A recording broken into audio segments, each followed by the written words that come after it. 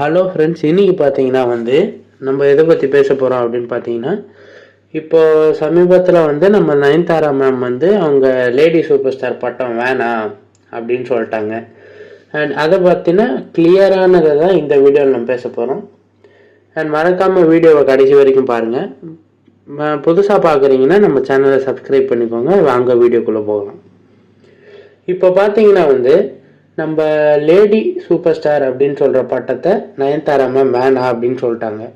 And ஒரு சில பேர் என்ன சொல்கிறாங்க அப்படின்னா, அந்த பட்டத்தை அவங்களே தான் கேட்டு வாங்கினாங்க, அவங்களும் விக்னேஷ் சிவனும் ஃபோர்ஸ் பண்ணி தான் அந்த பட்டத்தை வாங்கினாங்க.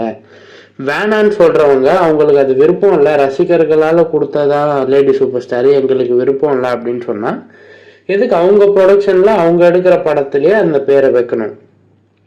இப்போ எதனால அவங்க வேணான்னு சொன்னாங்க அப்படின்னு சொல்கிறாங்கன்னா, பெரும்பாலும் இப்போ பார்த்தீங்கன்னா நயன்தாராவை பற்றி வெளியில் பெருசாக பேச்சில்லை. ஏன்னா அவங்க அந்த அளவுக்கு நிறைய படங்களும் நடிக்கிறது இல்லை.